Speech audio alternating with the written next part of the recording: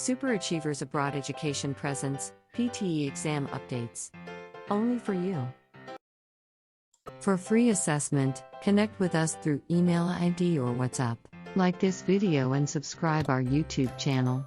Share your suggestions and feedback in comment box.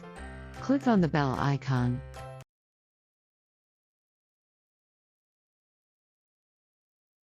You will hear a lecture. After listening to the lecture, in 10 seconds, please retell what you have just heard from the lecture in your own words. You will have 40 seconds to give your response.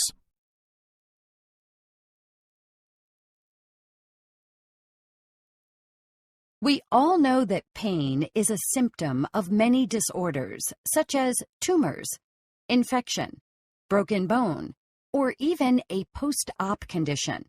But in as far as 1 in 10 cases, the pain will persist for months, and often for years, and when that happens, it becomes a disease. This was the experience with one of my patients, who was a ballet dancer. During one of her rehearsals, she fell on her arm and sprained her wrist. Now, normally, we'd bandage it and have her take ibuprofen for the pain. However, there was something else going on with her. This is what her arm looked like when she came 2 weeks after the accident. It was all red in color, discolored, cold to the touch. The muscles were frozen. Basically, her arm was in a diatonic state. The pain spread from her wrist down to her fingertips. It also spread up her arm as well, going all the way up to the shoulder. The worst fact was that there was random pain 24 hours a day. She had what is known as allodynia. Even a simple touch of the hand brought her excruciating and burning pain.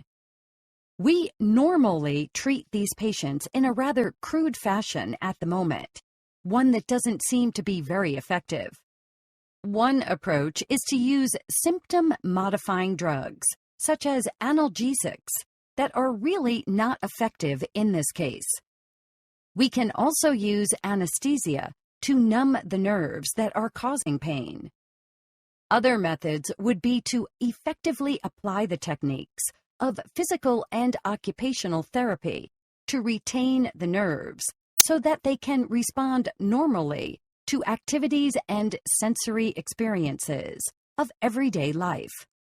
Another method includes intensive psychotherapy designed to address the stressful state that accompanies chronic pain. We are hopeful that the future will bring new methods of treatment, which will not mask the problem, like symptom-modifying drugs.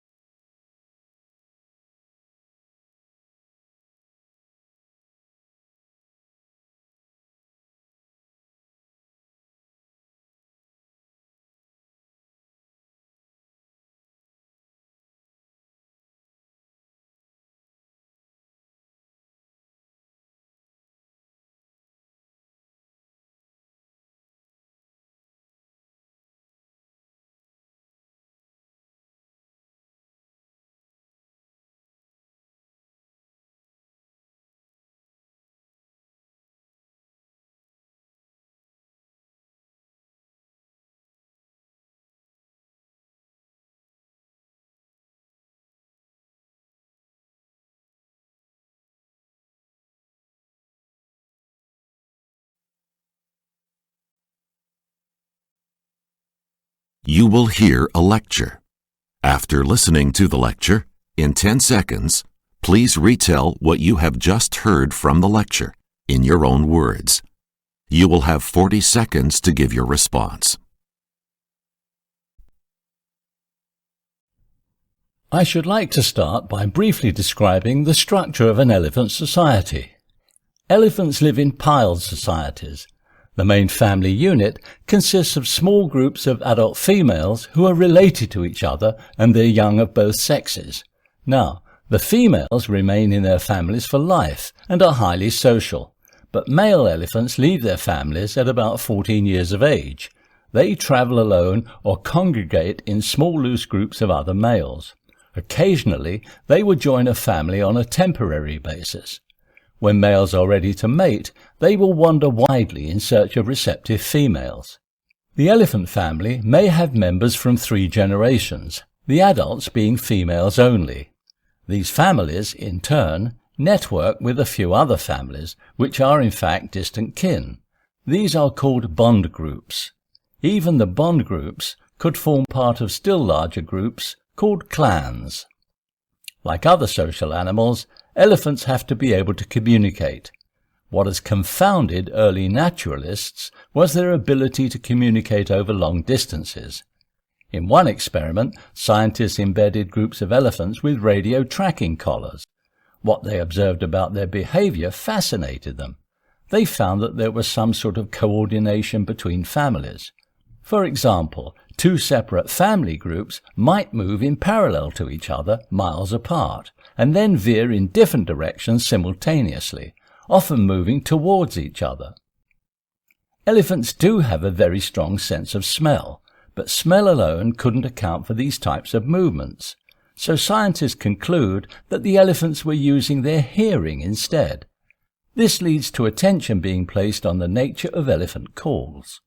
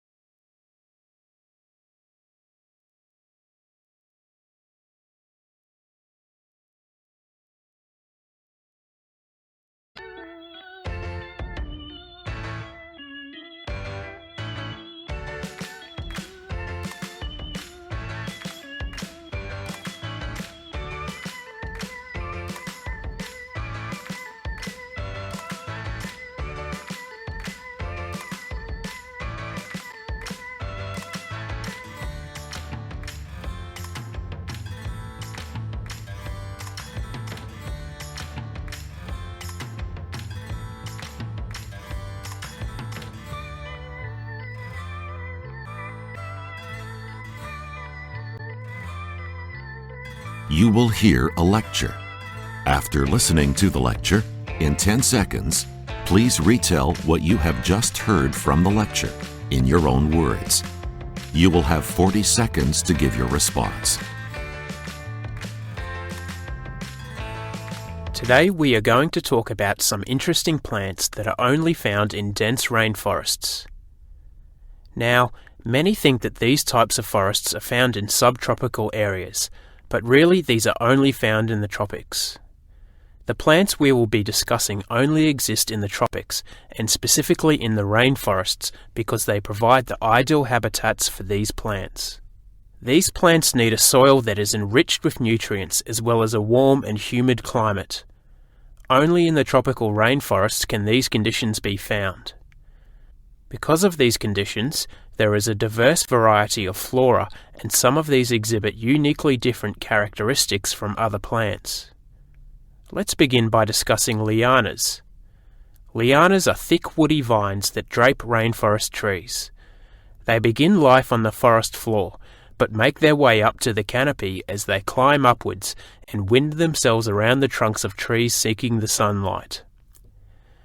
Upon reaching the top of the canopy, they often spread to other trees and/or wrap themselves around the other lianas. Now, the reason why they spread out like this is to ensure maximum exposure to sunlight. Furthermore, they benefit the trees they wrap themselves around. Many of these trees are shallow-rooted and the fact that lianas wrap themselves around these trees provides support against strong winds for these trees.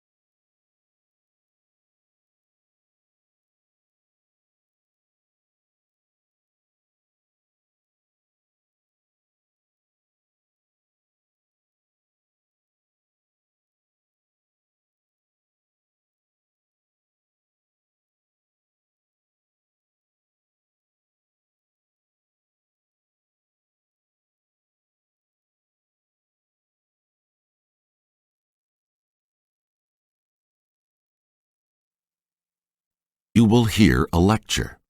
After listening to the lecture, in 10 seconds, please retell what you have just heard from the lecture in your own words. You will have 40 seconds to give your response. In an experiment, a researcher instructed people who considered themselves lucky and those who considered themselves unlucky to count the number of pictures in a newspaper. On one page of the newspaper was written, "Stop counting. Tell the experimenter you have seen this and win $250. It was found that those who viewed themselves as lucky found this more often than those who thought they were unlucky. Did this experiment reveal that some people are luckier than others? Or does it show that their attitudes are different? This and other tests reveal that those who consider themselves to be unlucky tend to be more anxious. Those who view themselves as lucky are more relaxed and open and therefore see opportunities beyond those that they are looking for. It has been noticed that those who view themselves as lucky have more variety and change in their lives, and this in turn increases the potential for chance opportunities in people's lives. So, is it possible to change one's outlook regarding luck? According to one research, the answer is yes, and this researcher has created a luck school. In this luck school, people are given exercises and lectures as to how to break everyday routines and deal with life in a more positive way. The results are dramatic, and people have come out feeling more positive about their lives and even more satisfied. They are also more able to identify and follow up on opportunities as they come about.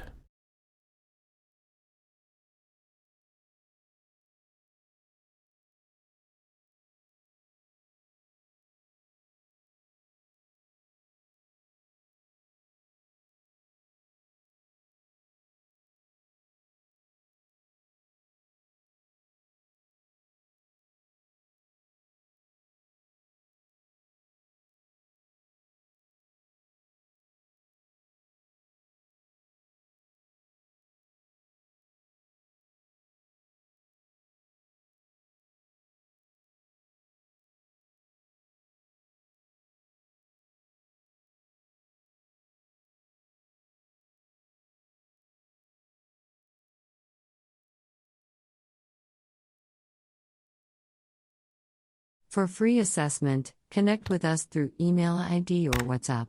Like this video and subscribe our YouTube channel. Share your suggestions and feedback in comment box. Click on the bell icon.